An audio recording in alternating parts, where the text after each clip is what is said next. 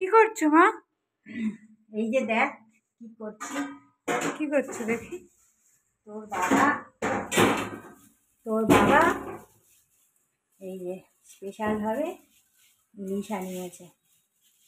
কোথা থেকে আনিয়েছে জানিস? সেই ফ্রেজারগঞ্জের থেকে। তোর বাবাদের অফিসের ট্রলারের থেকে এনেছে। কই দেখি। বলতো কটা ইলিশ আছে?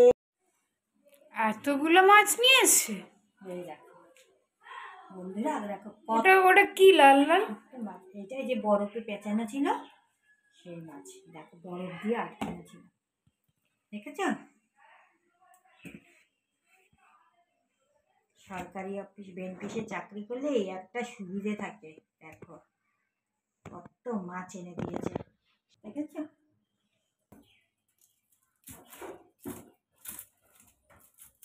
মাছগুলো আড়াইশগুলো আগে ছাড়িয়ে নেবে।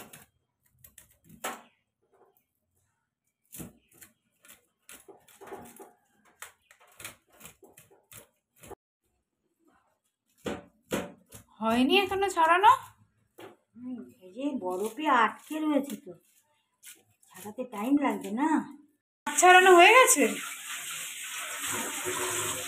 আপাতত ছাড়ানো হয়ে গেছে। এবার একটু আঁশগুলো ধুয়ে নিলাম, এবারে কাটবো। তুমি নিজেই কাটবে? হুম।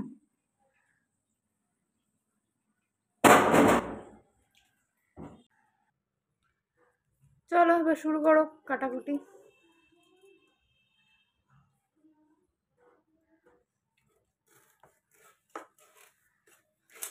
বরফে যাই রয়েছে।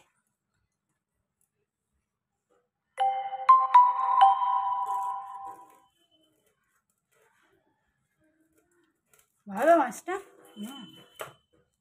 দেখা ডিম আছে?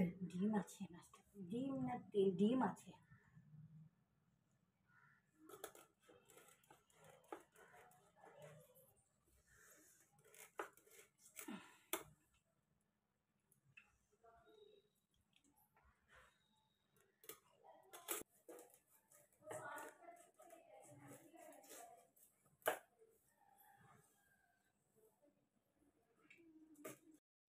মাছ কাটা হয়ে গেছে? হ্যাঁ, এই যে আজকে মাছ কাটা হলো।